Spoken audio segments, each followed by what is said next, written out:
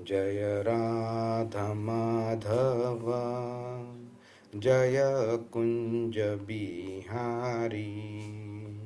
जय राधा माधव जय कुंज बिहारी। जय गोपी जन वल्लभ गिरिवरधारी। जय गोपी जन वल्लभ गिरिवरधारी। यशोदानंदन व्रज जन रंजन। यशोदानंदन व्रज जन रंजन। यमुना तीरा वनचारी। यमुना तीरा वनचारी। जय राधा माधव जय कुंज बिहारी। हरे कृष्ण कृष्ण कृष्ण हरे हरे, हरे राम राम राम हरे हरे। हरे कृष्ण कृष्ण कृष्ण हरे हरे, हरे राम राम राम हरे हरे। जय राधा श्याम सुंदर राधा श्याम सुंदर राधे। जय कृष्ण बलराम कृष्ण बलराम जय कृष्ण बलराम। जय गौरानिताय गौरानिताय जय गौरानिताय। जय जय प्रभुपाद जय श्रील प्रभुपाद।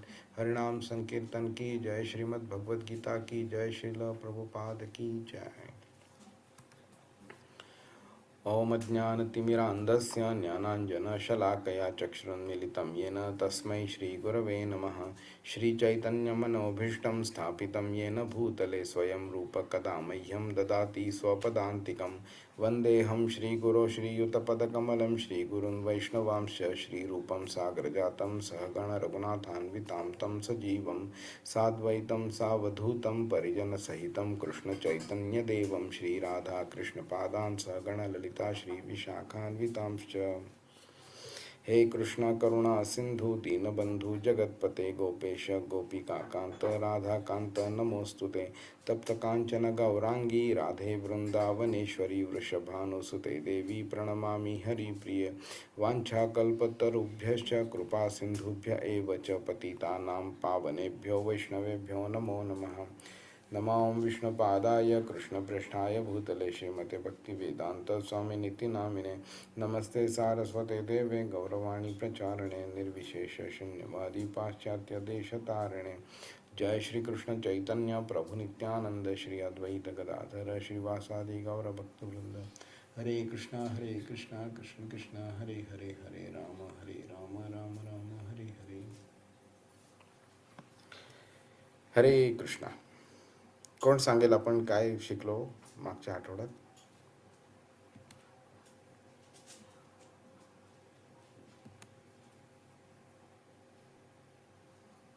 हरे कृष्णा प्रभूजी.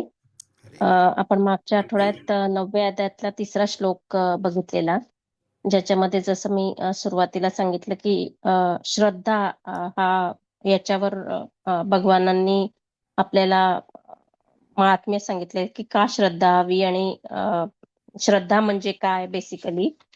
तर मला जेवढं कळालं की आत्म्याची जी कॅरेक्टरिस्टिक्स असते ती चैतन्य असते आणि चैतन्याचं जे फाउंडेशन आहे बेसिकली ते म्हणजे नथिंग बट श्रद्धा. सो आणि ती श्रद्धा कशावर? तर भगवानांवर. आणि ती का पाहिजे भगवानांवर? तर भगवत प्राप्ती करता बेसिकली आणि भगवानांची सेवा करण्याकरता बेसिकली.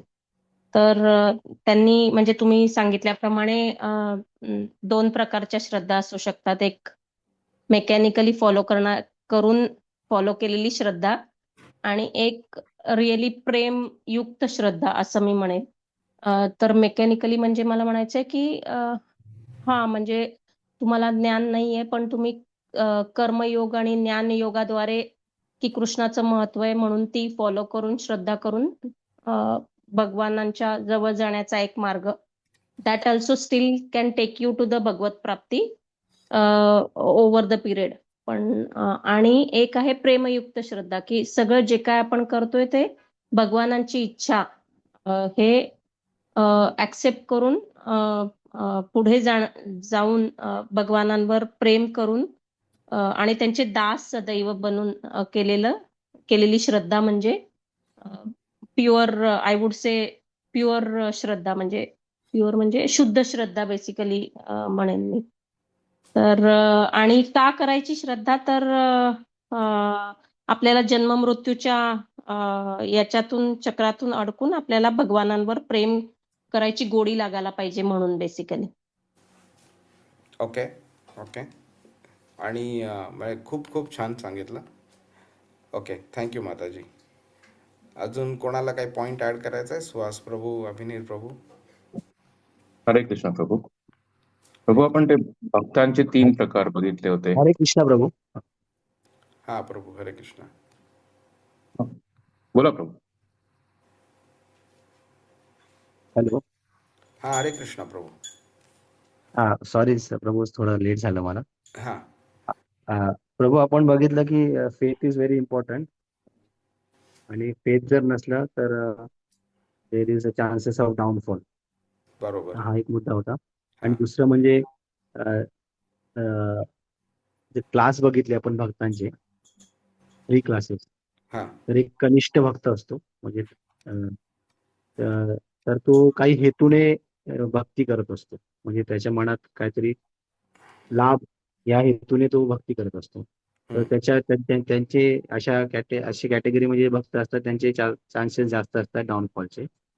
आणि दुसरा क्लास बघितला आपण, त्यांना खोल ज्ञान नसतं पण त्यांना विश्वास असतो. पण ते एकदा दुसऱ्या स्तरावर आले की त्यांचे डाऊनफॉलचे चान्सेस नसतात. हा सेकंड क्लास. आणि थर्ड क्लास म्हणजे ते फर्स्ट क्लास जे असतात भक्त, ते त्यांना पूर्ण ज्ञान असतं आणि पूर्ण भक्ती असते, आणि त्यांची जी भक्ती असते ती अहेतुकी असते आणि प्रेममयी असते, आणि पूर्ण ज्ञान असतं त्यांना. तर असे 3 क्लासेस बघितले आपण भक्तांचे. बरोबर. आणि नंतर आपण शेवटी बघितलं की धर्माचा खरा अर्थ काय. तर आपण जे अजूनपर्यंत शिकलो आहे की म्हणजे आज शिकवतात आपल्याला की कर्म करो आणि फल की चिंता मत करो. तो हा खरा धर्म नाहीये. खरा धर्म म्हणजे श्रीकृष्णांची प्रेममय सेवा, हाच खरा धर्म आहे आणि परिपूर्ण आहे. हम्म. तर ते एकंदरीत चला. ते आपण मागच्या 2 नंबरच्या श्लोकात शिकलेलो, धर्म्यम ह्या शब्दामध्ये शिकलेलो ते आपण. बट ठीक आहे, चांगलं आहे, चांगलं आहे. अभिनील प्रभू, सॉरी, तुम्ही बोलत होतात, काय म्हणता तुम्ही? हा, हरे कृष्ण प्रभू. म्हणजे प्रभूने कव्हर केलं. फक्त एवढंच होतं की म्हणजे जे कनिष्ठ अधिकारी असतात, म्हणजे जसं त्यांनी सांगितलं की एक असुरक्षित एक हे असते, भक्ती असते, म्हणजे त्याच्यामध्ये चान्सेस असतात. आणि मध्यम अधिकारी जे असतात, म्हणजे ती दृढ भक्ती असते त्यांची, पण त्यांना सरावाची भरपूर गरज असते, आणि सराव म्हणजे एक महत्वाची कॅटेगरी आहे. आणि जे उत्तम अधिकारी आहे, जे परिपक्व भक्त असतात. एवढंच प्रभू ऍड करायचं ओके. होतं. हरे कृष्ण. ह्या 3 भक्तांच्या बाबतीत ना, म्हणजे सीमा माताजींनी खूप छान पद्धतीने मांडलं. एक असतं मेकॅनिकल असतं आणि दुसरं असतं नॉलेज ओरिएंटेड असतं. तर मेकॅनिकल म्हणजे आई वडिलांनी मग केलं म्हणून मी पण करतो, तर त्याप्रमाणे ती श्रद्धा असते. आणि जी जास्ती करून आज सोसायटीमध्ये जाणवते की लोक देवळात जातात, नमस्कार करतात, पूजा करतात, इवन मागणंसुद्धा मागतात वगैरे. पण त्यांना जर विचारलं देव आहे ह्याच्यावरती तुम्हाला विश्वास आहे का आणि किती विश्वास आहे, तर बरेच लोक नाही विश्वास बोलतील, किंवा असला तर खूप डळमळीत असतो विश्वास त्यांचा वगैरे. किंवा जर काही प्रश्न विचारले आपण की एक तरी प्रूफ द्या मला की देव आहे म्हणून वगैरे, अगदी लॉजिकल तरी प्रूफ द्या, तर लोक ते पण देऊ नाही शकत. तर ही झाली मेकॅनिकल श्रद्धा, कारण त्याचं फाउंडेशन आहे ते नॉलेज नाही आहे. तो झाला कनिष्ठ अधिकारी. दुसरा असतो की ज्याला नॉलेज पण आहे, श्रद्धा पण आहे, पण त्याची श्रद्धा जास्ती दृढ आहे, नॉलेज त्या मनाने कमी आहे. त्यामुळे तुम्ही जर का खोलात जाऊन असे प्रश्न विचारले, क्रॉस क्वेश्चन्स केले त्यांना वगैरे, तर त्यांना ते उत्तरं देऊ नाही शकणार. म्हणजे कसं असलं पाहिजे की एखाद्या व्यक्तीनी नुसतं उत्तर देण्याचा प्रयत्न नाही केला पाहिजे, उत्तर देऊन समोरच्या व्यक्तीचं समाधान झालं पाहिजे, तो पूर्णपणे कन्व्हिन्स झाला पाहिजे. आणि त्या उत्तरामधनं तुम्हाला काय अपेक्षित होतं की त्यांनी एखादी चुकीची गोष्ट आहे ती थांबवायला पाहिजे, किंवा बरोबर गोष्ट आहे ती सुरू केली पाहिजे, तर ते त्यांनी आचरणात आणेल अशा रीतीने ते कन्व्हिन्सिंग उत्तर असलं पाहिजे. जे ते मध्यम अधिकारी जो 2 नंबर आहे ते तेवढा तो अचीव नाही करू शकत तो, पण ती गोष्ट तो उत्तम अधिकारी जो 1 नंबरचा आहे तो करू शकतो तो. त्यामुळे त्याला उत्तम म्हणतात त्याला. हरे कृष्णा. तर कोणाला काही प्रश्न आहे का? आपण जाऊया पुढच्या श्लोकात. नाही प्रभूजी. बरं, ठीक आहे. तर आज आपण ना 4था श्लोक बघणार आहोत, आणि ह्या श्लोकापासून 10व्या श्लोकापर्यंत एक नवीन सेक्शन चालू होतोय. म्हणजे प्रत्येक, तुम्हाला सांगितल्याप्रमाणे प्रत्येक अध्याय छोट्या छोट्या सेक्शन्समध्ये डिवायडेड आहे. तर 4थ्या श्लोकापासून 10व्या श्लोकापर्यंत कृष्णाचं आणि प्रकृतीचं काय रिलेशनशिप आहे ते आपल्याला शिकायला मिळतं ह्यातनं. ओके, तुम्हाला आठवत असेल मी आधी बऱ्याच वेळा बोललेलो की श्रीमद भागवतममध्ये क्रिएशन म्हणजे सृष्टीची निर्मिती कशी झाली, का झाली, आणि कोणकोणत्या स्टेजेसमध्ये झाली, आणि त्याचप्रमाणे त्याचं डिस्ट्रक्शन जे होणार आहे ते कसं होणार आहे, का होणार आहे, कोणकोणत्या स्टेजेसमध्ये होणार आहे, हे सगळं श्रीमद भागवतममध्ये वेगळ्या वेगळ्या डिटेल्समध्ये वेगळ्या वेगळ्या लोकांनी 4-5 वेळा सांगितलेलं आहे. शुकदेव गोस्वामी बोललेत, सूत गोस्वामी बोललेत, नारद मुनी बोललेत, ब्रह्मा बोललेले आहेत, आणि वेगळ्या वेगळ्या डिटेल्समध्ये सांगितलेलं आहे. तर ते खूप डिटेलमध्ये झालं, पण कृष्ण इथे अक्षरशः समरीमध्ये सांगतोय, कारण ऑब्जेक्टिव्ह क्रिएशनची प्रोसेस एक्सप्लेन करणं नाही आहे. ऑब्जेक्टिव्ह आहे की त्याचं रिलेशनशिप प्रकृतीबरोबर काय आहे ते त्याला सांगायचं आहे. ओके, कारण गंमत काय होते की आपण इथे 9वा अध्याय जो चालू केला आहे, राजविद्या आणि राजगुह्य असं हे ज्ञान आहे. तर हे राजविद्या का राजविद्या म्हणतात त्याला, कारण ते कृष्णाबद्दल आहे, ते भगवानांबद्दल आहे, ते जीवात्म्याबद्दल नाही आहे, ते परमात्म्याबद्दल नाही आहे, ते आध्यात्मिक जगत जे प्रकाश तेज आहे, ब्रह्म ज्याला म्हणतो आपण, त्याच्याबद्दल नाही आहे, कर्माबद्दल नुसतं नाही आहे, ते काळाबद्दल नाही आहे, प्रकृतीबद्दल नाही आहे, ते भगवंताबद्दल आहे. आणि भगवंत हे सुप्रीम आहेत, म्हणजे त्यांच्या अंडर सगळं काही येतं आहे. अगदी संपूर्णच्या संपूर्ण एव्हरीथिंग जे काही आपल्याला इमॅजिन करता येतं हे भगवंतांच्या अधीन आहे, भगवंतांवरती डिपेंडंट आहे, भगवंतांशिवाय त्यांचं अस्तित्व शक्य नाही आहे. त्यामुळे हा जो अध्याय आहे हा भगवंतांबद्दल आहे. हा भगवंत आणि भगवंतांचे क्रिएशन आणि त्या क्रिएशनची भगवंतांवरती असलेली डिपेंडन्सी त्याबद्दल आहे ते. त्यामुळे त्याला किंग ऑफ नॉलेज म्हणतायत. तर आता पहिलं गोष्ट त्यांनी काय केले, 4थ्या श्लोकापासून 10व्या श्लोकापर्यंत प्रकृतीची डिपेंडन्सी आणि प्रकृतीचं कृष्णाबरोबर असलेलं रिलेशनशिप हे 4थ्या श्लोकापासून 10व्या श्लोकापर्यंत सांगतोय. त्यामुळे हे अतिशय संक्षिप्त रूपात आहे, आणि क्रिएशनच्या प्रोसेस एक्सप्लेन करण्याच्या ऐवजी कृष्णाने क्रिएशन जे प्रकृती आहे त्याचं नातं कृष्णाबरोबर काय आहे ते सांगण्याचा इथे कृष्ण ते सांगतोय आपल्याला. ठीक आहे. तर मला ना खूप मनात आलं की ते आपण बोलतो ना, पिक्चर जेव्हा रिलीज होतो त्यावेळी पिक्चरचा ट्रेलर आधी दिसतो आणि नंतर मग आपल्याला पिक्चरमध्ये इंटरेस्ट निर्माण होतो. तर आज ना माझी खूप इच्छा आहे ह्या श्लोकापासून 14व्या श्लोकापर्यंत आपण फक्त ना जरा ट्रान्सलेशन्स जे आहेत ना ते वाचून घेऊया. त्यामुळे तुम्हाला कळेल की कृष्ण काय आहे म्हणून, कृष्णाची पोझिशन काय आहे आणि बाकी सगळं जे काही आहे ना ते कसं कृष्णाशिवाय शून्य आहे ते आपल्याला कळून येईल. तर आपण एक फक्त 2-4 मिनटं स्पेंड करू आणि फक्त ट्रान्सलेशन्स वाचू आपण ह्या श्लोकापासून 14व्या श्लोकापर्यंत आणि नंतर मग आपण ह्या श्लोकाला कंटिन्यू करूया.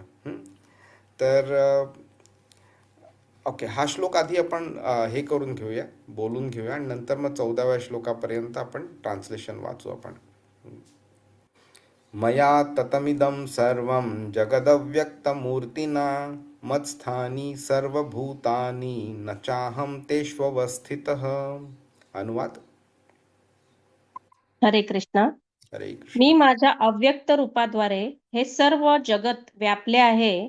सर्व जीव माझ्या ठायी आहेत, परंतु मी त्यांच्या ठायी नाही. हरे कृष्ण. आता आपण 5व्या श्लोकाचं पण ट्रान्सलेशन वाचून घेऊया. कोण वाचेल? लवकर लवकर वाचूया. हा, अभिनीत. हरे सुहास कृष्ण. प्रभूजी आपण हा. हा, हरे ठीक आहे, मी कृष्ण. ओके. तरीही सर्व सृष्टी पदार्थ माझ्यामध्ये स्थित नाहीत. माझे हे योग ऐश्वर्य पहा.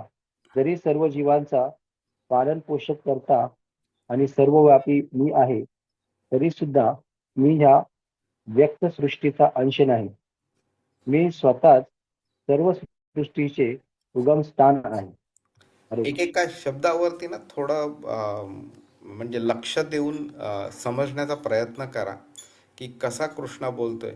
की इकडे तो क्लिअरली सगळ्यांना सांगतोय मी स्वतः सर्व सृष्टीचं उगम स्थान आहे म्हणून.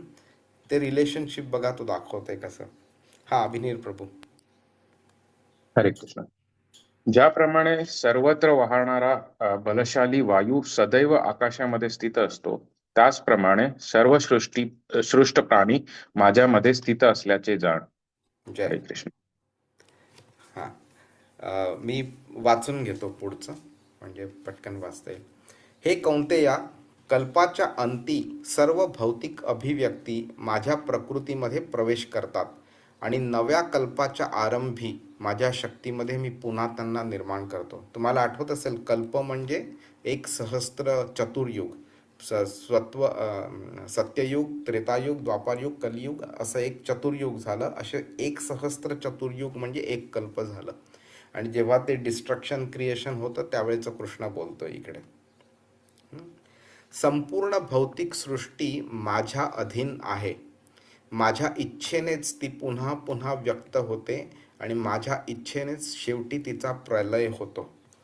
बघा, त्यांनी म्हणजे तोच बोलतोय की मी स्वतः हे सगळं करतोय. इकडे आपल्याला लगेच जाणून येतं की ब्रह्मा ही जी व्यक्ती आहे ती ब्रह्मा व्यक्ती ही फक्त कृष्णाचे ऑर्डर्स घेते आणि त्याप्रमाणे क्रिएशन करते आणि नंतर जे पण डिस्ट्रक्शन होतं ते पण त्याच्या इच्छेने होतं. हे धनंजया, ही सर्व कर्मे मला बद्ध करू शकत नाही. तटस्थाप्रमाणे मी या सर्व भौतिक कर्मापासून अनासक्त होतो. आपण एखादं खेळणं तोडलं किंवा एखादी गाडी तोडली वगैरे तर आपल्याला लगेच शिक्षा होऊ शकते. एखाद्या व्यक्तीला आपण मारलं तर आपल्याला जन्मठेप किंवा फाशीची शिक्षा होऊ शकते ना. तर ही व्यक्ती कृष्ण जो आहे तो संपूर्ण सृष्टीचा नाश करतोय, तरीसुद्धा तो बोलतोय की ही कर्म मला बद्ध करू शकत नाही. हे कोण करू शकतं? हे कोण बोलू शकतं हे? आणि हा सगळ्यात इम्पॉर्टंट श्लोक म्हणजे 10वा म्हणजे हा कन्क्लुझिव्ह श्लोक आहे म्हणून सगळ्यात इम्पॉर्टंट आहे. हे कौंतेया, माझ्या अनेक शक्तींपैकी एक असणारी ही भौतिक प्रकृती माझ्या अध्यक्षतेखाली कार्य करीत सर्व चराचर प्राण्यांची निर्मिती करते. आपल्या शरीराची निर्मिती, प्रत्येकाच्या शरीराची निर्मिती, प्रत्येक प्रकृतीची निर्मिती कृष्णामुळे होते. कृष्ण करतोय ते. तिच्या नियंत्रणाखालीच या सृष्टीची वारंवार उत्पत्ती आणि संहार होतो.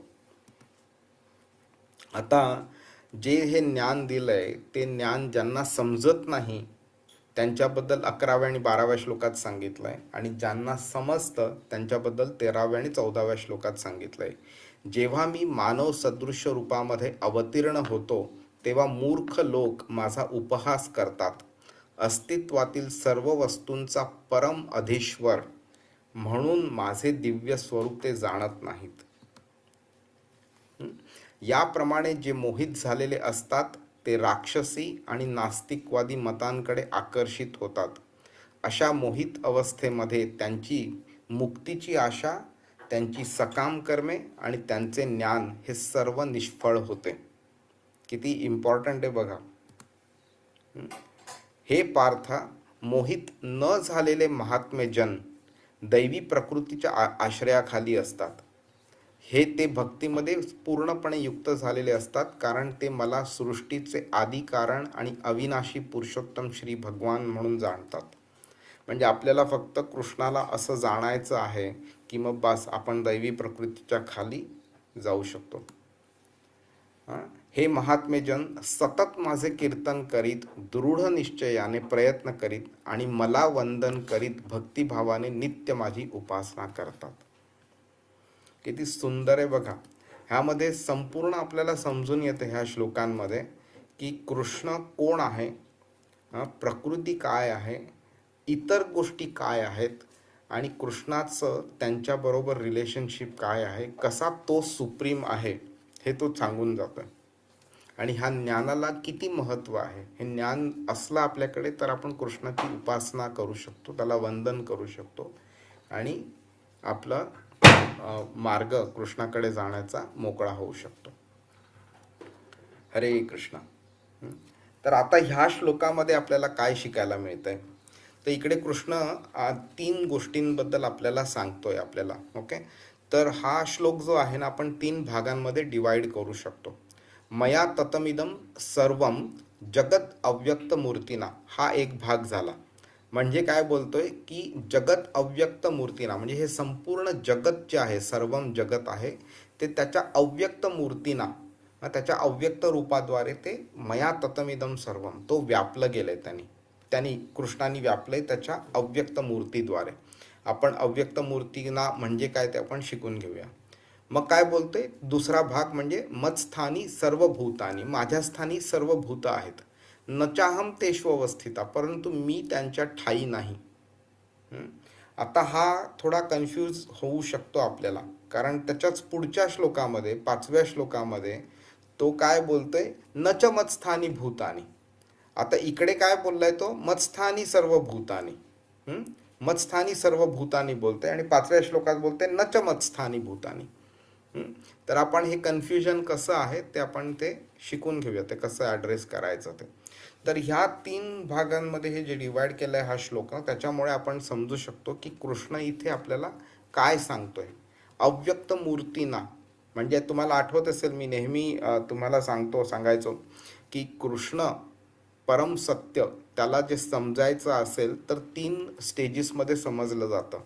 ज्या लोकांना देवावरती विश्वास आहे, देवाच्या अस्तित्वावरती विश्वास आहे, पण त्यांना असं वाटतंय की देव दिसत नाही म्हणून देवाला आकार नाही, देव निराकार आहे, असे समजणारी लोक आहेत. तेही म्हणजे पूर्ण जर आपण आस्तिक लोकांचं जर आपण लॅडर फॉर्म केली ना तर ते खालच्या स्टेपवरती आहेत, सर्वात खालच्या स्टेपवरती आहेत. नंतर जेव्हा ह्यांना असा लोकांना विश्वास दृढ होतो त्यावेळी त्यांना जाणवायला लागतं की देव अस्तित्वात आहे, देव माझ्या हृदयात स्थित आहे.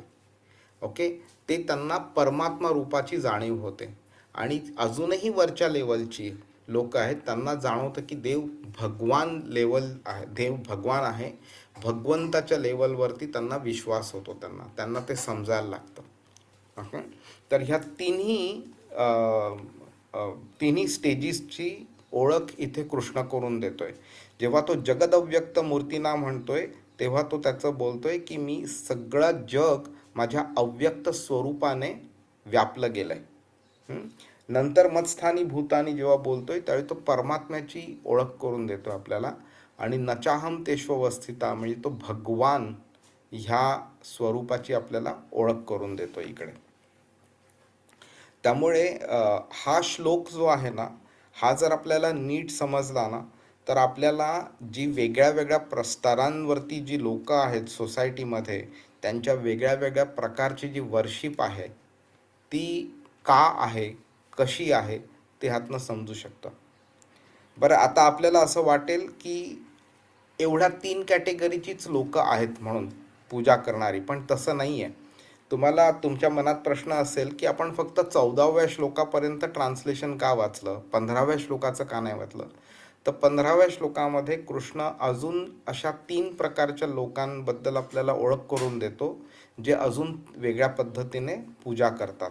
मग त्याच्यात चूक काय, बरोबर काय, ते पण आपण शिकू, आणि ते 3 प्रकारची लोक कोणती आहेत ते पण आपण नंतर शिकू आपण. ठीक आहे. तर इथे कृष्ण काय करतोय, अव्यक्त रूप, त्याचा अव्यक्त मूर्तीना जो बोललाय ते ब्रह्म. तुम्हाला आठवत असेल मी सांगितलेलं आहे, आध्यात्मिक जगत आणि भौतिक जगताच्या मध्ये भरपूर प्रकाश आहे. ते जे आध्यात्मिक तेज जे आहे ते आपण त्याला ब्रह्मण म्हणू शकतो. पण अजून एक अर्थ ह्याचा निघतो असा की भौतिक जगत ओके आणि आध्यात्मिक जगत ह्या 2 जर वेगळ्या गोष्टी जर आपण समजल्या, तर आध्यात्मिक जगत ॲज अ होल जर बघितलं त्याला आपण ब्रह्म म्हणू शकतो आपण. ओके. 8व्या अध्यायामध्ये 1ल्या आणि 2ऱ्या श्लोकात जेव्हा अर्जुन हा प्रश्न विचारतो त्यावेळी कृष्ण त्याचं असं उत्तर देतो की जे काही आध्यात्मिक आहे ते ब्रह्म आहे ते. तर त्याचं जे अव्यक्त जे रूप आहे, त्याचं तेज जे आहे, त्याचं तेज एवढं सगळीकडे पसरलेलं आहे की त्याच्यामुळे कृष्ण सर्वव्यापी आहे म्हणून. अजून एका दुसऱ्या अँगलनी पण सर्वव्यापी ह्या शब्दाचा अर्थ आपण काढू शकतो की कृष्ण प्रत्येक अणूमध्ये परमात्मा म्हणून स्थित आहे, प्रत्येक अणूमध्ये. त्यामुळे प्रत्येक अणू जो आहे त्यांनी संपूर्ण विश्व व्यापलं गेलेलं आहे अणू. तर त्या प्रत्येक अणूमध्ये कृष्ण परमात्मा म्हणून स्थित आहे. त्यामुळे परमात्मा रूपी सुद्धा कृष्ण संपूर्ण व्यापलं आहे कृष्णाने.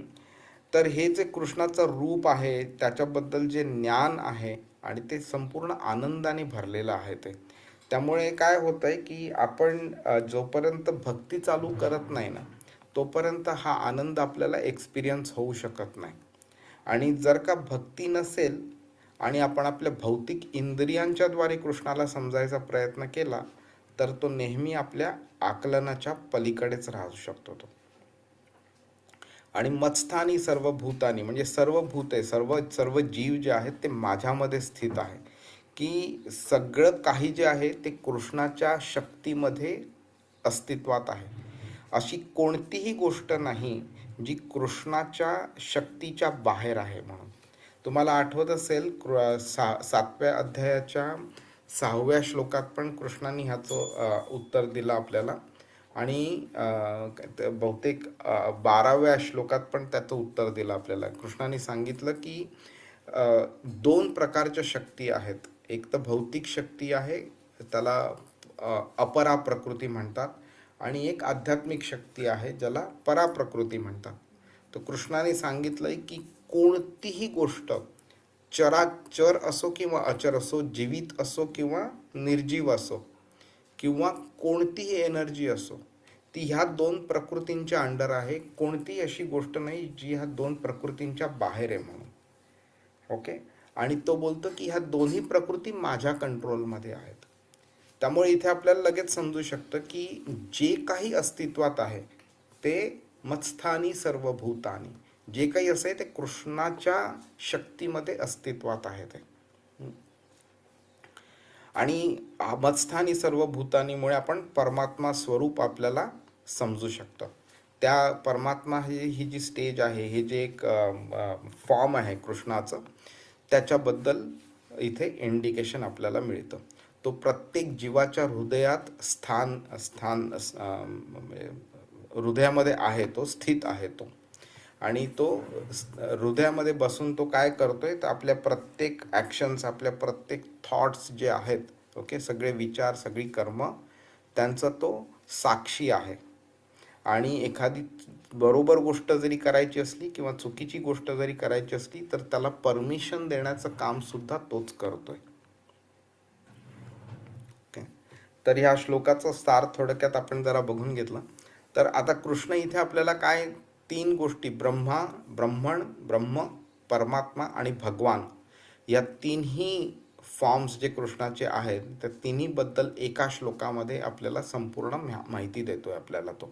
ओके, तर इकडे आपल्याला कन्फ्युजन होऊ शकतं की बाबा एक व्यक्ती त्याचे 3 वेगळे वेगळे कसे फॉर्म असू शकतात वगैरे, तर त्याबद्दल आपण डिटेलमध्ये बोलणार आहोत आपण. ओके, त्यामुळे हा श्लोक जो आहे ना तो खरा कन्फ्युजन रिझॉल्व्ह करतो, कन्फ्युजन क्रिएट नाही करत. त्यामुळे आपण ह्याला त्या पद्धतीने शिकून घेऊया आज.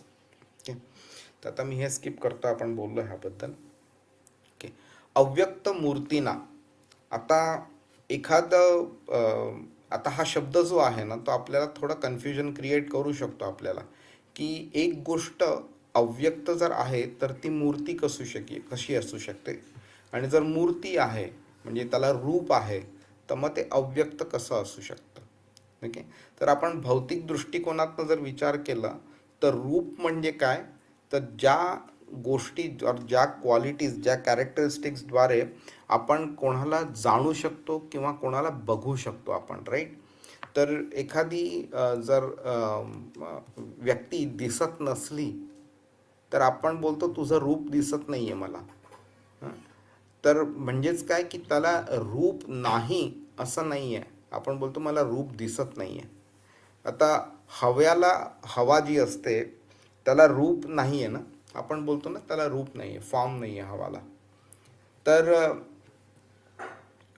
म्हणजे काय की हवा एक्झिस्टिंग नाही असं नाही आहे, हवेचा स्पर्श होतो आपल्याला, त्यामुळे आपण हवा आहे हे समजू शकतो, पण हवा दिसत नाही बोलतो आपण.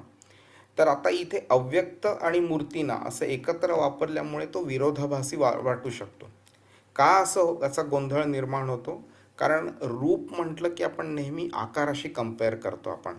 ओके, जे रूप दिसू शकत नाही ते शक्यच नाही आहे, म्हणजे ते अतार्किक वाटतं, इलॉजिकल वाटतं ते. ओके, कारण एखादी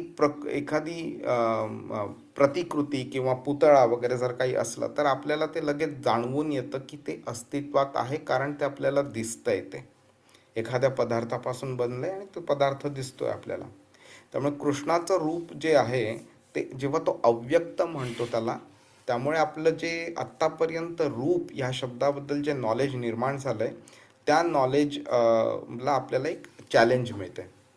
तर इथे आजचं स्पष्टीकरण कसं आहे की ते रूप जे आहे ते भौतिक नाही आहे, ते आध्यात्मिक रूप आहे, शाश्वत आहे आणि ते स्वयंप्रकाशित आहे.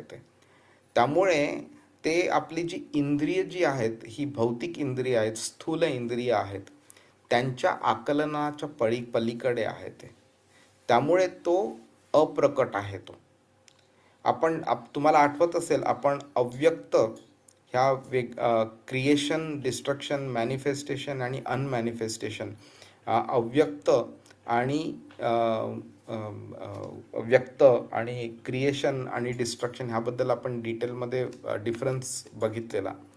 तर अप्रकट म्हणजे अस्तित्वात नाही असं नाही, अप्रकट म्हणजे आपल्याला दिसत नाही, ते आपल्यासमोर प्रकट नाही झालेली. ठीक आहे, त्यामुळे कृष्णाची इच्छा जर असली तर तो स्वतःला आपल्यासमोर प्रकट करेल, कृष्णाची इच्छा नसली तर तो स्वतःला प्रकट करणार नाही आपल्या पुढे. त्यामुळे आपण बऱ्याच वेळा अशा लोकांशी बोलतो ना, लोक आपल्याला बोलतात की जर देव अस्तित्वात आहे तर दिसत का नाही, कारण देवाला बघण्याची तुमची एलिजिबिलिटी नाही आहे. प्राईम मिनिस्टर मोदीसुद्धा आज अस्तित्वात आहेत, पण आज आपल्यासमोर नाहीत, आपल्याला ते टी व्हीद्वारे दिसतात, ही एक वेगळी गोष्ट आहे. पण समजा टी व्ही नसता, टी व्हीचा जमाना नसता, आपण 500 वर्षांपूर्वीची जर गोष्ट केली असती, तर टी व्ही नाही म्हणून ते दिसत नाही, म्हणून ते अस्तित्वात नाही, हे बोलणं म्हणजे तेवढाच मूर्खपणाचं झालं असतं. की एखादी व्यक्ती दिसत नाही म्हणून अस्तित्वात नाही हे बोलणं बरोबर नाही आहे. तर ती व्यक्ती आपल्याला प्रकट होत नाही आपल्यासमोर म्हणून ती मला दिसत नाही हे बोलणं जास्त बरोबर आहे. त्यामुळे कृष्ण तो राईट त्याच्याकडे तो रिझर्व करतो की बाबा माझी इच्छा असली तर मी स्वतःला प्रकट करेन तुमच्यासमोर, माझी इच्छा नसेल तर मी प्रकट नाही करणार.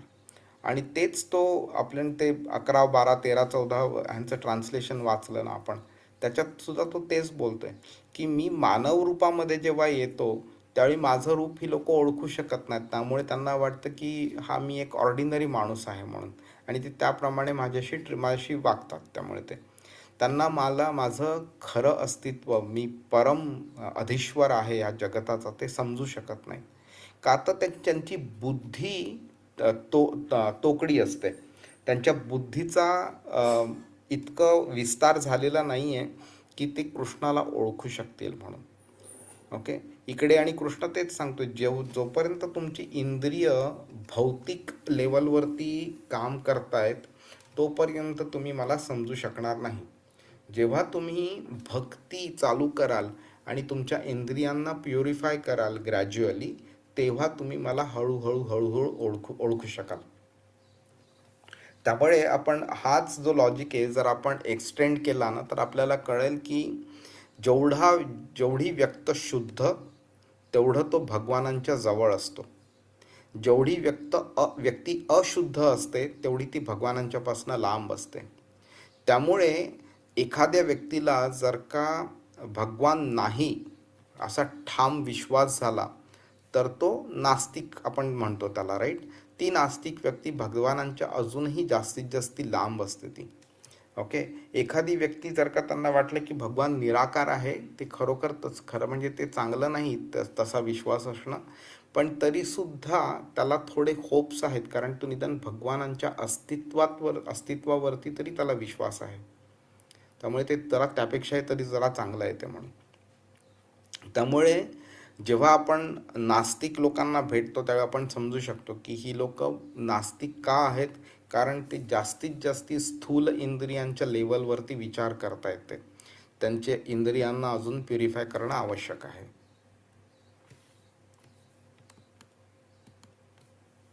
ओके,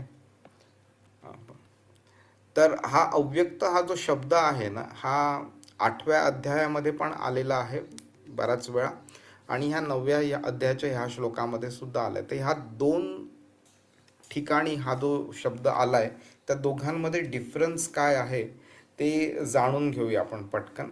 तर तिकडे 8व्या अध्यायामध्ये जो हा शब्द वापरला ना, तर तिकडे जेव्हा असलेली गोष्ट विनाश विनाश बोलू शकत नाही, पण असलेली गोष्ट जेव्हा म्हणजे पृथ्वी किंवा भौतिक जगत त्याचा विनाश होऊन जेव्हा ती एनर्जी फॉर्ममध्ये परत गर्भोदक्षय विष्णूंकडे जाते, त्यावेळी त्याला अव्यक्त स्वरूप मिळतं असं म्हटलंय.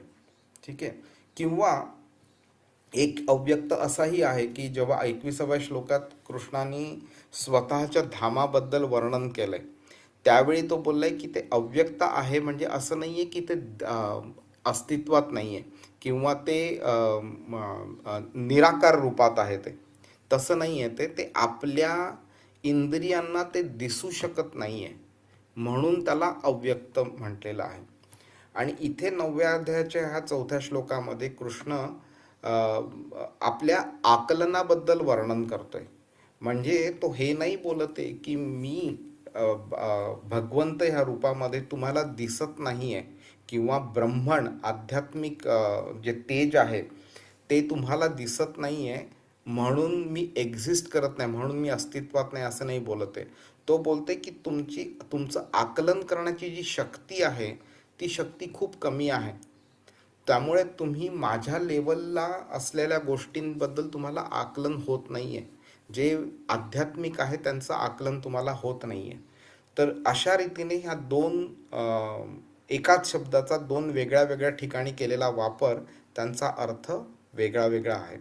त्यामुळे आधी जे 8व्या अध्यायात जे वर्णन केलेलं अव्यक्त ते पदार्थ किंवा आध्यात्मिक जगत अस्तित्वात आहे पण दिसत नाही आहे ना, तसं वर्णन आहे. आणि इथे कृष्ण अस्तित्वात आहे पण दिसत नाही आहे त्याबद्दल वर्णन येते. त्यामुळे इथे म्हणजे आपल्या आकलनावरती जोर दिलेला आहे इकडे. आता आपण अजून एक अँगलनी ह्या श्लोकाला बघून घेऊया. तर तुम्हाला माहिती आहे ना, आपण जेव्हा इंग्लिश म्हणजे शिकलो आपण देवाबद्दल, जेव्हा आपल्याला स्कूल कॉलेजेसमध्ये शिकवलं, त्यावेळी काय सांगितलं आपल्याला की देवाच्या 3 कॅरेक्टरिस्टिक्स आहेत. ओमनी पोटेंट, ओमनीसिएंट आणि ओमनी प्रेझेंट. आठवतंय ना तुम्हाला हे? तर ओमनी पोटेंट म्हणजे काय? सर्व शक्तिमान, म्हणजे अशी कोणतीही गोष्ट नाही की तो करू शकत नाही. ओमनीसिएंट म्हणजे सर्वज्ञ, म्हणजे अशी कोणतीही गोष्ट नाही जी त्याला माहीत नाही, तुम्ही त्याच्यापासून काहीही लपवू शकत नाही. आणि ओमनी प्रेझेंट म्हणजे सर्वव्यापी, म्हणजे अशी कोणतीही जागा नाही जिकडे तो अस्तित्वात नाही आहे, जिकडे जे त्यांनी व्यापलेलं नाही आहे, जिकडे तो नाही आहे, अशी कोणतीही गोष्ट नाही. तर ह्या श्लोकाद्वारे आपण कृष्णाचे ह्या तिन्ही कॅरेक्टरिस्टिक्स बघू शकतो आपण. तर सर्वशक्तिमान म्हणजे काय की तो क्रिएशन डिस्ट्रक्शन स्वतः करू शकतो. तो संपूर्ण जगत व्यापण्याची आणि ते टिकवण्याची आणि त्याला नंतर डिस्ट्रॉय करण्याची क्षमता त्याच्यामध्ये आहे. ही त्याची अमर्याद शक्ती जी आहे त्याबद्दल आपल्याला शिकता येतं इकडे. त्याची शक्ती भौतिक पण आहे आणि त्याची शक्ती आध्यात्मिक पण आहे. म्हणजे भौतिक जगावरती पण त्याचा कंट्रोल आहे, आध्यात्मिक जगावरती पण त्याचा कंट्रोल आहे. आणि हे सगळं तो एकदम लीलया करत असतो. नुसती इच्छा केली की गोष्टी होत राहतात. आपल्याला इच्छा करून आपल्याला एफर्ट्स घ्यावे लागतात करण्याकरता. तो त्याला फक्त इच्छा करायची असते की बाबा असं व्हायला पाहिजे, की ते ऑटोमॅटिकली होऊन जातं ते. म्हणजे फक्त त्यांनी इच्छा जरी केली तरी संपूर्ण विश्वाला तो व्यापू शकतो, संपूर्ण विश्वाचं निर्माण करू शकतो, त्याचं मेंटेन करू शकतो आणि त्याला नष्ट पण करू शकतो. सर्वज्ञ. ओके, आता आपण 7व्या अध्यायाच्या 26व्या श्लोकामध्ये पण कृष्ण बोललेला ना, वेदाहम समतीतानी वर्तमानानी चार्जुन भविष्याणी च भूतानी माम तू वेदन कश्चन. मी सर्व जीवांचे भूत, वर्तमान आणि भविष्य जाणतो, पण मला कोणीही जाणू शकत नाही. त्यामुळे कृष्णापासून आपण काहीही लपवू शकत नाही. तर परमात्मा ह्या रूपामध्ये जेव्हा कृष्ण आपल्या हृदयात स्थित असतो त्यावेळी आपल्या मनामध्ये येणारे प्रत्येक विचार, आपलं प्रत्येक वाक्य, आपली प्रत्येक कृती ही तो ऑब्झर्व करत असतो. अशी कोणतीही गोष्ट नाही जी आपण त्यांच्यापासून लपवू शकतो आपण. त्यामुळे इथे परमात्म्या रूपाने कृष्ण सर्वज्ञ कसा आहे हे पण आपण बघू शकतो. आणि जगदव्यक्त मूर्तीना मिनिंग ब्रह्मस्वरूप. तर ब्रह्मस्वरूपामध्ये अव्यक्त मूर्तीनामध्ये तो बोलते की मी ह्या माझ्या आध्यात्मिक तेजाने हे संपूर्ण विश्व, संपूर्ण भौतिक जगत व्यापलेलं आहे. ते आपल्या इंद्रियांकरता अव्यक्त असलं तरी तो सगळीकडे उपस्थित आहे. तो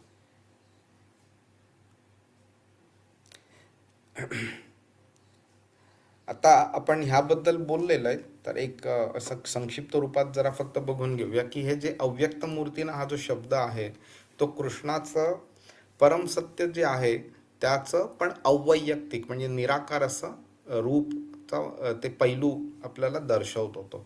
ठीक आहे. ते भगवान हे जे वैयक्तिक असं रूप आहे, ओके, किंवा परमात्मा हे कसं एका हृदयामध्ये स्थित असलेलं रूप आहे, तर त्यांच्यापेक्षाही वेगळं असं हे रूप आहे हे. ठीक आहे. त्यामुळे आपण जर सूर्यप्रकाश बघितला तर सूर्यप्रकाशाला आपण बोलत नाही ना की तुझं रूप काय आहे प्रकाशाचं. तर प्रकाशाचं रूप प्रकाशासारखंच असतं ते. ठीक आहे. पण हे जे ब्रह्म हे जे आहे ते सूर्यप्रकाशापेक्षाही जास्ती मोठी जागा आणि जास्ती चांगल्या पद्धतीने व्यापलंय. सूर्यप्रकाश रात्रीच्या वेळी आपल्याला दिसत नाही, रात्रीच्या वेळी तर उपस्थित नसतो, पण त्यामुळे आपण बोलू शकतो की सूर्यप्रकाश रात्रीच्या वेळी जग व्यापू नाही शकत. म्हणजे जगाचा एक भाग व्यापतो, संपूर्ण जगत नाही व्यापत. पण हे जे आहे आध्यात्मिक तेज ब्रह्मरूप जे आहे ते प्रत्येक ठिकाणी प्रत्येक वेळी संपूर्णपणे व्यापलेलं आहे ते. ओके. आणि जरी ते अदृश्य असलं तर ह्याचा अर्थ हा नाही की ते आपल्या आकलनाच्या बाहेर कायमचं राहील. जर आपण भक्ती करत राहिलो कृष्णाची आणि आपल्या इंद्रियांना आपण शुद्ध करत राहिलो तर आपण कृष्णाला किंवा कमीत कमी त्याच्या निराकार रूपाला आणि करत असं वरती वाढवत लेवलला जाऊ शकतो, त्याला आपण जाणू शकतो त्याला. ओके. त्यामुळे काय होते की हे जे सर्वव्यापक जे त्याचं रूप आहे ना, ते त्याच्या व्यक्तिमत्व जे आहे त्याला नाकारत नाही आहे ते, पण त्याच्या व्यक्तिमत्वाला अजून एक नवीन झालर देते की त्याचं व्यक्तिमत्व संपूर्ण जगाला व्यापलं गेलंय म्हणून.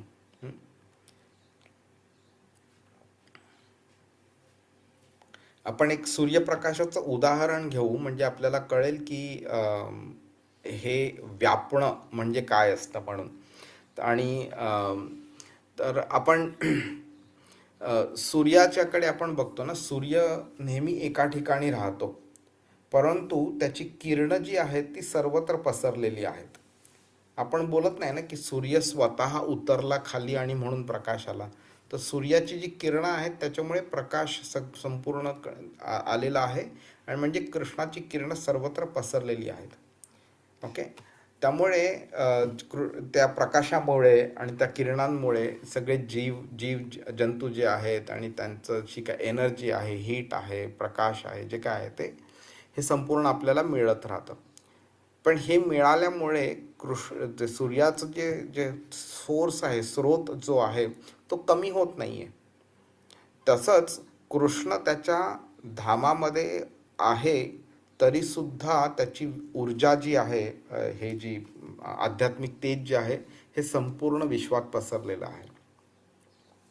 त्यामुळे संपूर्ण सृष्टी त्याच्या भौतिक उपस्थितीवरती नाही तर त्याच्या ऊर्जेवरती विश्रांती घेते, त्याच्या ऊर्जेवरती अवलंबून असते तिकडे. तर इथे सूर्याला जसं खाली उतरावं लागत नाही, तसंच कृष्णाला सुद्धा त्याला उतरायचं असेल तर उतरेल, नसेल उतरायचं तर नाही उतरणार. पण तो उतरला तरच ह्या गोष्टी संभव आहेत असं नाही आहे. तो जिकडे आहे तिकडे बसून तो सगळ्या गोष्टी करू शकतो. ओके. 7व्या अध्यायाच्या 4थ्या आणि 5व्या श्लोकामध्ये कृष्णाने सांगितलेलं ना, ज्या 2 प्रकारच्या प्रकृती, अपराप्रकृती आणि पराप्रकृती, त्याबद्दल त्यांनी सांगितलेलं की हा माझ्या 2 प्राथमिक ऊर्जा आहेत म्हणून, माझ्या एनर्जीज आहेत म्हणून कृष्णाने सांगितलेलं. तर हे भौतिक जगत जे आहे हे त्याच्या कनिष्ठ ऊर्जेपासून बनलेलं आहे, आणि आपण जे जीव आहेत ते आपण त्याचा श्रेष्ठ ऊर्जा जी आहे त्याचा भाग आहोत. त्यामुळे कृष्ण या दोन्ही ऊर्जेंद्वारे संपूर्ण त्यांनी जग व्यापून ठेवलेलं आहे त्यांनी. ओके. हरे कृष्ण. ओके. आता आपण अजून एका अँगलनी ह्या श्लोकाला बघून घेऊया की कृष्ण आपण त्याला का जाणू शकत नाही आपण त्याला. ओके. तर काय आहे की परमेश्वर कृष्ण जो आहे हे भौतिक नाही आहेत. त्यामुळे काय होतं की आत्ता आपण ह्या शरीरामध्ये, एका भौतिक शरीरामध्ये आहोत आपण, ठीक आहे. तर भौतिक शरीरामध्ये आपण जरा टेक्निकली बघून घेऊया. तर एखाद्या गोष्टीचं ज्ञान जर आपल्याला मिळवायचं असलं तर आपण काय करतो, त्या गोष्टीबद्दल ज्ञान आपण 5 वेगळ्या वेगळ्या पद्धतीने आपण मिळवतो. आणि ते कसं मिळवतो तर ते आपण आपल्या इंद्रियांद्वारे मिळवतो. तर 5 कोणत्या वेगळे, तो दिसतो कसा, त्याला वास कसा येतोय, त्याचं स्पर्श केल्यावरती त्याच्याबद्दल जाणवू शकतो, त्याच्याबद्दल आपण ऐकू शकतो, आणि त्याची चव कशी आहे ते बघू शकतो. राईट. तर जेवण जेवल्यावरती आपल्याला त्याची चव कळते, कोणी बाही बोलल्यावरती आपण ऐकू शकतो, काही दिसल्यावरती आपण ते रूप समजू शकतो, त्याचं कलर समजू शकतो वगैरे. तर आपली जी 5 इंद्रिय आहेत ती 5 इंद्रिय बाहेर, आपल्या शरीराबाहेरचं किंवा आपल्या शरीराबद्दल सुद्धा जे ज्ञान आपल्याला मिळायचं आहे, आपल्या आतमध्ये ज्ञान घ्यायचं आहे, ते ह्या इंद्रियांद्वारे होतं. जर काही इंद्रिय एखाद्याची विकसित नसली तर त्या कॅरेक्टरिस्टिकचं ज्ञान मिळत नाही. एखाद्या व्यक्तीला जर डोळे नसले तर त्यामुळे त्याला एखादी व्यक्ती दिसते कशी ते कळणार नाही त्याला. त्यामुळे त्याच्या फॉर्म, या कॅरेक्टरिस्टिक्स म्हणजे कलर वगैरे ह्या गोष्टीबद्दल त्या व्यक्तीला ज्ञान नसेल, पण त्या व्यक्तीला ऐकू येत असेल, त्याला व्यक्तीला जेवण चाखता येऊ शकतं, त्याला त्यामुळे त्याची ती इंद्रिय काम करत असतात, त्यामुळे त्या लेवलचं नॉलेज मिळतं. ह्याचाच अर्थ काय आहे की जे भौतिक आहे त्याचंच ज्ञान आपल्याला मिळू शकतं. आता मी समजा असं मी बोललो की तुम्हाला तुमच्या मित्राचं किंवा ऑफिसमधल्या कलिगचं किंवा नवरा बायको मुलं ह्यांचं मन ओळखता येतं का? तर आपण थोड्याफार फरकाने हो बोलू आपण की थोडाफार येऊ शकतं, पण संपूर्ण येईल? त्याच्या बुद्धीला माप करायचं असेल तर येईल का? नाही. त्याचं इगो किती आहे ते माप करायचं असेल तर येईल का? नाही. तर काय आहे की मन, बुद्धी आणि अहंकार ह्यांना फिजिकल कॅरेक्टरिस्टिक्स नाहीत, म्हणून आपली इंद्रिय तोकडी पडतात. आपल्या इंद्रियांना ह्या गोष्टींबद्दल ज्ञान मिळू शकत नाही आपल्याला. आणि गंमत म्हणून काय होते की आपण इतरांचं काय, स्वतःचं पण मन, बुद्धी आणि अहंकार त्यांचं मोजमापन आपण करू नाही शकत. तर ह्याचाच अर्थ काय की ज्या गोष्टींना ह्या 5 कॅरेक्टरिस्टिक्स ॲप्लिकेबल आहेत ना, टेस्ट, स्मेल आणि फॉर्म आणि साऊंड वगैरे, तर त्याच गोष्टी आपण समजू शकतो. पण कृष्ण काय बोलतोय, हे जे सगळं भौतिक आहे मी त्याच्याही पलीकडे आहे, मी ह्यांच्यात स्थित नाही आहे, हे माझ्यात स्थित आहेत. तर मग आता जर कृष्ण भौतिकच्या लेवलच्या जर वरती असेल तर आपली भौतिक इंद्रिय त्याला कसे समजू शकतील? कारण आपल्या भौतिक इंद्रियांची कॅपॅबिलिटी फक्त भौतिक गोष्टींनाच समजण्यासारखी आहे. त्यामुळे टेक्निकली बघितलं तर आपली भौतिक इंद्रिय कृष्णाला ओळखू शकत नाहीत. म्हणूनच 11व्या अध्यायामध्ये सुद्धा जेव्हा कृष्ण विश्वरूप अर्जुनाला दाखवणार होता, त्याच्या आधी कृष्णाने अर्जुनाला दिव्य दृष्टी दिली. त्या दिव्य दृष्टीनंतर दिव्य असं विश्वरूप अर्जुनाला त्याच्या भौतिक इंद्रियांद्वारे बघता आलं. त्याच्या भौतिक दृष्टीद्वारे त्याला ते समजण्यासारखं, दिसण्यासारखं नव्हतं, म्हणून त्याला दिव्य दृष्टी दिली. तर आता आपण ह्यातनं समजू शकतो की आपण कृष्णाला जर समजू नाही शकत, ओळखू नाही शकत, बघू नाही शकत, तर त्याचं कारण आहे आपली भौतिक इंद्रिय. आपली इंद्रिय आपण ती शुद्ध केली पाहिजेत. तर आपण आपल्या इंद्रियांना जर आपण शुद्ध केलं भक्ती चांगली करून कृष्णाची, तर आपण कृष्णाला नक्कीच बघू शकू, ओळखू शकतो. संत नामदेव विठ्ठलाशी गप्पा मारायचे. इमॅजिन करा, विठ्ठल स्वतः त्यांच्या समोर येतात, त्यांच्याशी गप्पा मारतात, विठ्ठल दिसतात त्यांना समोर. दॅट इज बिकॉज त्यांची इंद्रिय भौतिक राहिलीच नव्हती, ती संपूर्णपणे शुद्ध होऊन ती आध्यात्मिक झाली होती. अशा वेळी मग विठ्ठल का नाही दिसणार त्यांना? आता आपल्या ह्या लेवलवरती आपण इतके भौतिक गोष्टींमध्ये आपण इतके एंगेज झालेलो आहोत की आपल्याला आध्यात्मिक अक्षरशः म्हणजे 0.1% पण उरलं नसेल, बाकी सगळंच्या सगळं भौतिक आहे. आणि अशा परिस्थितीमध्ये जेव्हा आपण बोलतो कृष्णा तू जर अस्तित्वात असशील तर माझ्यासमोर ये म्हणून, तो काय येईल? इनफॅक्ट तो आहे आपल्यासमोर, पण आपल्याला तो दिसत नाही आहे, कारण आपली लायकी नाही आहे बघण्याची. भक्तिरसामृत सिंधूमध्ये लिहिलंय, अतः श्रीकृष्ण नामादी न भवेत ग्राह्यम इंद्रिय सेवन मुखे ही जिव्हादो स्वयं एवं स्फुरत्यतः. कृष्णांचे नाव, रूप, गुण आणि लीला भौतिक इंद्रियांनी जाणली जाऊ शकत नाहीत. आता ह्याच कॉन्सेप्टला तुम्ही अजून एक एक्सटेंड करा. आता तर तुमच्या कृष्णाला काय रीत भात वगैरे काही नव्हती. 16,000 राण्यांबरोबर त्यांनी लग्न केलं. त्याला काय तो गोप्यांबरोबर रात्री अपरात्री कधीही खेळायला फिरायला जायचा वगैरे. तर आता तुम्ही इमॅजिन करा की जे व्यक्ती अशा अँगलनी कृष्णाकडे बघतात त्यांची इंद्रिय किती अशुद्ध आहेत हे बघू शकतो आपण.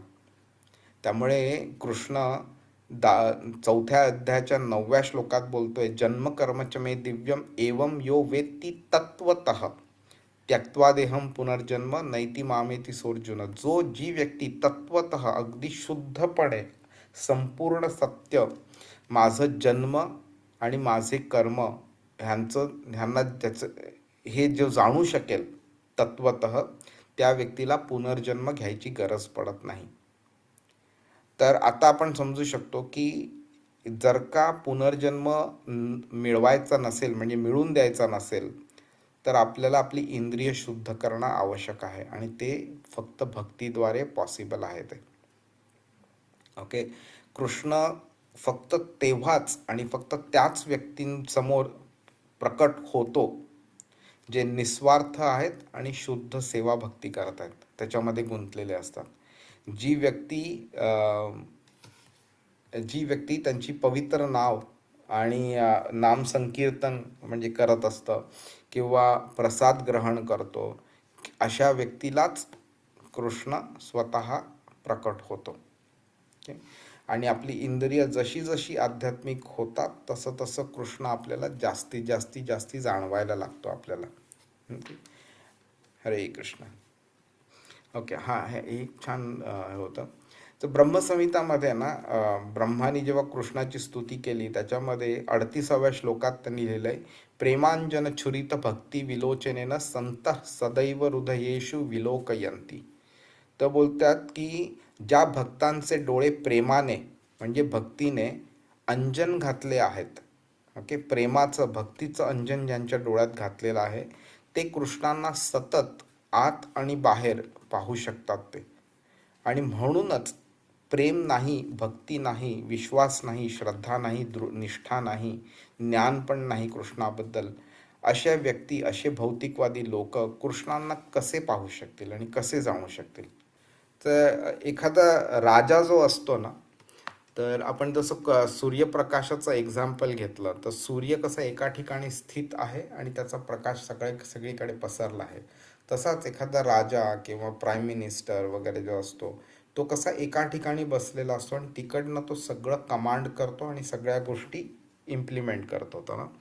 तर तसंच कृष्णाचं पण आहे, तो एका ठिकाणी आहे पण सगळ्या गोष्टी तो त्या ठिकाणून सगळ्या कमांड करतोय, कंट्रोल करतोय तो. ठीक आहे. त्यामुळे त्याची सर्वव्यापकता, त्याची महानता जी आहे ती वाढवते त्याची. त्यामुळे त्याची व्यक्तिमत्व जे आहे ते कमी नाही होत. म्हणजे एखादा राजा एका ठिकाणी उपस्थित नसला फिजिकली तरी त्याचं अस्तित्व त्यामुळे कमी होत नाही, त्याची पॉवर तेवढीच राहते त्याची. ओके. आणि हा लास्ट पॉइंट आहे, सर्व भूत माझ्यामध्ये स्थित आहेत पण मी त्यात नाही. तर म्हणजे काय ह्याचा अर्थ की आपण ह्या जो श्लोक आहे ह्याचा आपण पुढच्या 5व्या श्लोकामध्ये सुद्धा आपण ह्याचं डिटेलमध्ये आपण बघणार आहोत. पण संक्षिप्त रूपात सांगायचं झालं तर सर्व जीव माझ्यामध्ये विश्रांती घेतात पण मी त्यांच्यामध्ये नाही म्हणून. तर ह्याचं अर्थ काय की एका अँगलने आपण बघू शकतो की परमात्मा माझ्या हृदयात स्थित आहे, मग कृष्ण का बोलतो मी त्यांच्यात स्थित नाही म्हणून. हां. आणि मी कृष्णामध्ये स्थित आहे हेही तो बोलतोय, पण नंतर तो बोलतो नचमत स्थानी भूतानी, पण मी कृष्णामध्ये स्थित नाही असं का बोलतो. तर ते कन्फ्युजन जे आहे, ते कॉन्ट्रॅडिक्शन वाटू शकतं आपल्याला, ते आपण 5व्या श्लोकात बघूया. पण इथे कृष्ण फक्त आपल्याला 3 लेवल्सबद्दल माहिती देतोय आपल्याला, ब्रह्मन, परमात्मा आणि भगवान. तर जेव्हा तो परमात्मा रूपाचं आपल्याला एक्सप्लेनेशन देतोय त्यावेळी तो बोलतोय मी सगळ्या रूपांमध्ये स्थित आहे आणि माझ्यामध्ये सगळे आहेत म्हणून. पण जेव्हा तो नचाहम तेष्वस्थितः बोलतोय त्यावेळी तो सांगतोय की मी भगवान म्हणून वेगळा आहे, भगवान म्हणून मी तुमच्या शरीरात नाही आहे, पण तुम्ही माझ्या शरीरात आहात, तुम्ही माझ्यात स्थित आहात. ममैवांशो जीवलोके जीवभूत सनातन, हे सगळे जे जीव आहेत हे माझे अंश आहेत, हे 15व्या अध्यायाच्या 7व्या श्लोकात तो बोलतोय. त्यामुळे हा विरोधाभास जो आहे तो आपल्याला अशा रीतीने सोडवता येतो की सर्व भूते माझ्यामध्ये आहे, मी त्याच्यात नाही. म्हणजे काय, तर मी भगवानांवरती संपूर्णपणे त्यांच्या शक्तींवरती अवलंबून आहे आणि मी त्यात स्थित आहे मी. ओके. पण मी त्यात नाही म्हणजे काय, तर भगवान, ओके, ते आपल्या शरीरात नाही आहेत, ते आपल्या शरीरात जो आहे तो परमात्मा आहे. त्यामुळे परमात्मा रूप आणि भगवान रूप हे एका दृष्टीने जर बघितलं तर वेगळं आहे आणि एका दृष्टीने बघितलं तर सेम आहे ते. ओके. आणि ह्याचं डिस्टिंक्शन तुम्हाला आठवत आहे की नाही माहिती नाही, पण 6व्या अध्यायामध्ये 27, 28, 29, 30 आणि 31 ह्या 5 श्लोकांमध्ये आपल्याला हा डिफरन्स कृष्णाने शिकवलेला, की त्याचं ब्रह्मण रूप 27 आणि 28व्या श्लोकात शिकवलं, 29व्या श्लोकात परमात्मा रूपाबद्दल शिकवलं, 30व्या श्लोकात त्यांनी भगवंताबद्दल शिकवलेलं आणि 31व्या श्लोकामध्ये त्यांनी सांगितलं की हे सगळं माझ्यापासून वेगळं नाही, हे सगळं मी एकच आहे, सेम आहे म्हणून वगैरे. ओके. आणि कृष्णाला म्हणजे मेन दाखवायचं इकडे आपल्याला काय, की जे ब्रह्मण जे आहे, जे निराकार जे आहे ते परमात्मा रूप आहे ते, आणि भगवंत रूप जे आहे हे तिसरं. ओके. हे एका अँगलनी बघितलं तर वेगळं वेगळं आहे, एका अँगलनी बघितलं तर सगळं सेम आहे ते. ओके. आणि हा म्हणजे कसं समजायचं तर ब्रह्मसंहितेमध्ये एक श्लोक आहे, जिकडे 2 श्लोक आहेत, आपण 2 श्लोकांबद्दल बघून घेऊया आता. तर पहिल्या श्लोकात ब्रह्म म्हणतात की जेव्हा एका मेणबत्तीने आपण दुसरी मेणबत्ती प्रज्वलित करतो त्यावेळी काय होतं, दिसायला दोन्ही मेणबत्त्या सारख्या वाटतात आणि त्याच्यातनं अजून 5 मेणबत्त्या प्रज्वलित केल्या तरी आपल्याला सगळ्या मेणबत्त्या सारख्या दिसतात. हां, कलर, साईज आणि त्याची जी ज्योत वगैरे जे आहे ते सगळं सेम वाटतं. पण तरीसुद्धा त्याच्यातली एक मेणबत्ती अशी असते जी ओरिजिनल आहे. ओके. तो म्हणजे कृष्ण. पण त्याच्यापासनं सगळं आलेलं आहे ह्याचा अर्थ हा नाही की त्याचं अस्तित्व नष्ट झालंय किंवा बाकीचे सगळे त्याला इक्वल झालेत, असं पण नाही आहे. जर त्याला इक्वल असते तर कृष्णाने 7व्या अध्यायाच्या 7व्या श्लोकात जेव्हा तो मत्तः परतरम नान्यत म्हणाला तो तसं म्हणाला नसता. पण त्याला इक्वल कोणी नाही आहे. भगवंत या भगवान या रूपापासून परमात्मा, भगवान या रूपापासून पृथ्वी किंवा भौतिक शक्ती किंवा आध्यात्मिक शक्ती ब्रह्म हे निर्माण झालेलं आहे. ह्यात परमात्मा असो किंवा ब्रह्म असो किंवा भौतिक जगत असो, ह्यांच्या अस्तित्वाला काहीही अर्थ उरणार नाही जर का भगवान स्वतः जर अस्तित्वात नसले तर. त्यामुळे परमात्मा रूप आणि ब्रह्मण निराकार रूप they are dependent on Krishna, but Krishna is not dependent on them. त्यामुळे हे समजण्याकरता डिस्टिंक्शन समजणं आवश्यकता आहे आणि हे समजण्याकरता ते एकत्र काय आहेत, कसे आहेत हे समजणं पण आवश्यक आहे ते. ओके. हरे कृष्ण. तर एक ना चैतन्य चरितामृतमध्ये एक तत्व आहे, अचिंत्य भेदाभेद तत्व. ओके. ते ह्याच्याबद्दल मी जास्ती डिटेलमध्ये सांगणार नाही, ते कन्फ्यूज होऊ शकतं. पण अचिंत्य म्हणजे जे समजणं सिम्पल नाही आहे, ते म्हणजे समजणं खूप डिफिकल्ट आहे किंवा समजणारच नाही असं ते म्हणजे अचिंत्य. आणि भेदाभेद म्हणजे भेद म्हणजे काय, डिव्हिजन, त्याला भेद केला, 2 तुकडे केले त्याचे. आणि अभेद म्हणजे जे डिव्हिजन होऊ शकत नाही, जे तुटू शकत नाही, जे ब्रेक होऊ शकत नाही. तर एकाच फिलॉसॉफीमधनं आपण दोन्ही पर्स्पेक्टिव्ह जेव्हा समजू शकतो की 2 वेगळे पण आहेत आणि ते वेगळे नाहीत पण, ते म्हणजे अचिंत्य भेदाभेद तत्व. म्हणजेच काय तर भगवान, परमात्मा आणि ब्रह्मण हे 3 वेगळे आहेत म्हणजे भेद केला आपण, आणि ते वेगळे नाहीत हे जेव्हा समजतो त्यावेळी समजतो की तो अभेद आहे, ते म्हणजे भेद आणि अभेद, अचिंत्य भेदाभेद तत्व येते. तर ह्या गोष्टी समजायला इनिशियल स्टेजमध्ये डिफिकल्ट असतात, पण जेव्हा आपण व्यक्ती आणि व्यक्तीचा इन्फ्लुएन्स जर आपण बघितलं त्या अँगलनी तर आपल्याला लगेच कळू शकतं की सूर्य आणि सूर्यप्रकाश एका अँगलनी सेम आहेत, एका अँगलनी ते वेगळे आहेत. राजा आणि राजाची पॉवर एका अँगलनी सेम आहेत, एका अँगलनी ते वेगळे आहेत. ह्या एक्झाम्पल्सना मनात आपण ठेवलं ना तर अचिंत्य भेदाभेद तत्व आपल्याला समजायला सोपं पडेल. हरे कृष्ण. कोणाला काही प्रश्न आहे?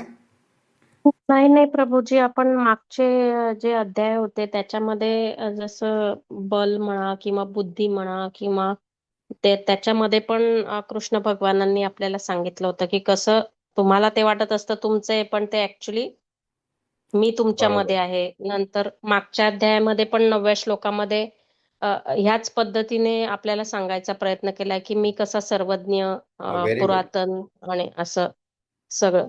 तर I am just trying to link to this श्लोक. म्हणजे हे पुन्हा असो प्रत्येक level, materialistic level as well आता सृष्टीवरची लेवल झाली. म्हणजे मटेरियलिस्टिक जरी असली तरी पण अगोदर सगळे आपल्याला जे कॅरेक्टरिस्टिक्स ऑफ ह्युमन बिंग किंवा बॉडी महत्वाच्या वाटतात, तर त्या कशा महत्वाच्या नसून त्या मी तुमच्यात आणलेल्या आहे. आणि आता म्हणजे सृष्टीवर पण आपल्याला खूप जे आपण इमॅजिनेशन नाही करू शकत, त्सुनामी वगैरे, ते वाटतं बापरे निसर्गाने हे सगळं केलंय. तर निसर्ग नाही करत, हे सगळं माझ्या कंट्रोलमध्ये आहे. बेसिकली मी सगळं करतो. करेक्ट. Very good. खूप छान, खूपच छान बोललात. आणि तुम्ही जो 8व्या अध्यायाच्या 9व्या श्लोकाबरोबर लिंक केला तो पण खूप इंटेलिजंटली केलाय. खूपच सुंदर. हरे कृष्णा. अभिनीत प्रभू, सुहास प्रभू, काही कमेंट्स, क्वेश्चन्स काय? हरे सुजाता कृष्ण प्रभू. माताजी. एक हा प्रभू बोला. ऍक्च्युली तुम्ही जेव्हा बोलले की ते विश्व स्वरूप दाखवलं अर्जुनाला, अगोदर अर्जुनाला दिव्य दृष्टी दिली बरोबर. श्रीकृष्णाने. संजयला पण होती दिव्य दृष्टी, बरोबर. जेव्हा बरोबर. तो हे अ, आणि ऍक्च्युली मी लिंक करत होतो, म्हणजे संजय भक्त होता, राईट, श्रीकृष्णाचा. अम, असं म्हणजे आपण एका अँगलनी बोलू पण शकतो की तो व्यासदेवांचा शिष्य असल्यामुळे तो ऑटोमॅटिकली कृष्णाचा तर भक्त बनलाच असेल किंवा होताच. म्हणजे त्याला व्यवस्थित ज्ञान तर होतच, त्याला काही वादच नाही. पण असं महाभारतामध्ये संजय आणि कृष्णाची कुठे भक्ती केली असं कुठे वर्णन नाही आहे. त्यामुळे जर का आपण बोललो की कृष्णाचा भक्त आहे असं बोललं तर त्याला काही सपोर्टिंग एव्हिडन्स नाही आहे त्याला कुठे. पण नाही, जेव्हा पण तुम्ही दिव्य प्रभूजी संजयला दिसत होता ना, ते युद्ध म्हणजे कृष्ण अर्जुन हे सगळं दिसत होतं. त्यामुळे आपण म्हणजे नाही, आपलं इंटरप्रिटेशन झालं की त्याला दिव्यदृष्टी मिळाली आहे म्हणजे त्याला दिसतंय म्हणजे तो कृष्णाचा भक्त झाला, हे इंटरप्रिटेशन झालं.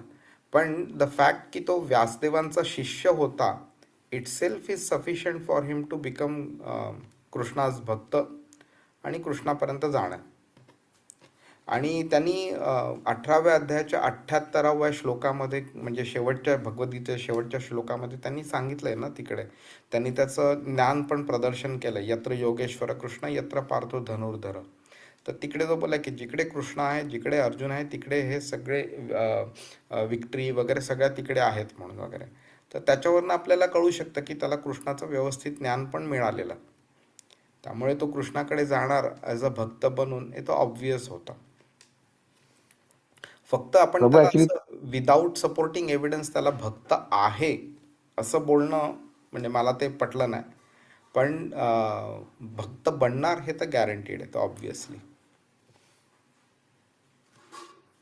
प्रभू, प्रश्न ऍक्च्युली माझा असा होता, मी अझ्युम केलेलं की तो भक्त आहे आणि तो एखादा भक्त सांगतोय तरी ते धृतराष्ट्र आहे, त्याला बुद्धी कशी आली नाही.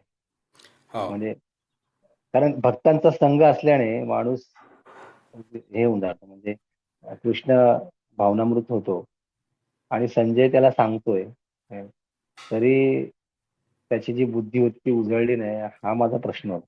हां.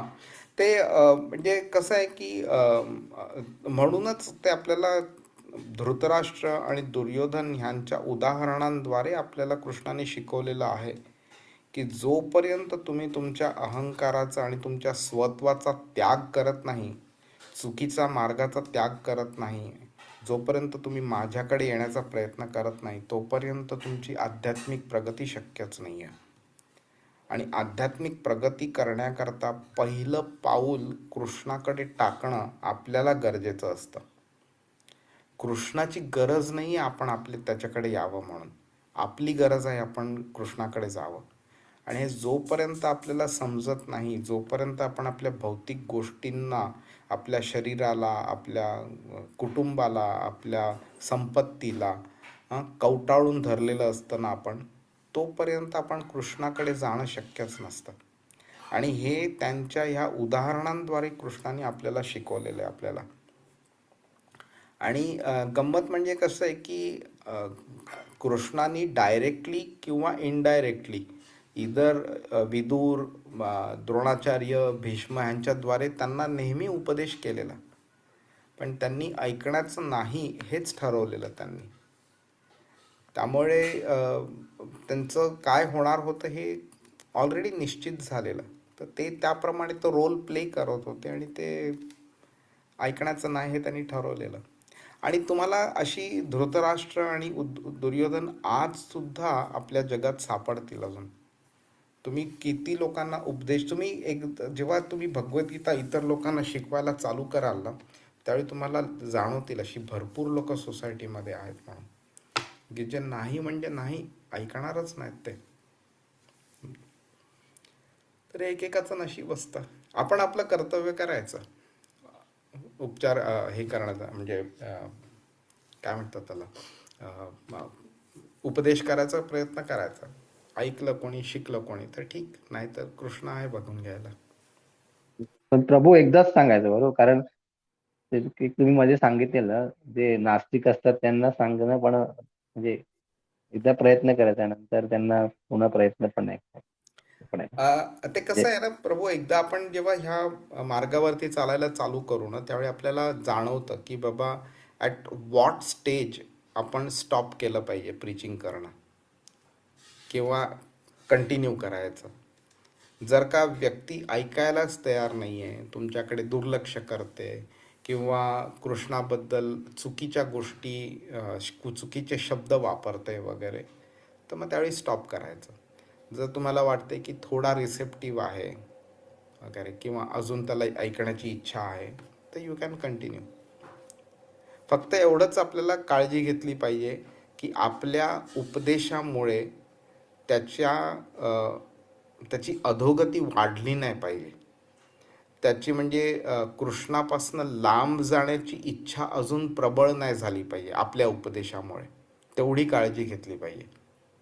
नाहीतर उगीच तो म्हणजे जर का पुढच्या जन्मी खाली पडणार होता, तर तुम्ही त्याला ह्याच जन्मी खाली पाडायला तुम्ही त्याला मदत कराल.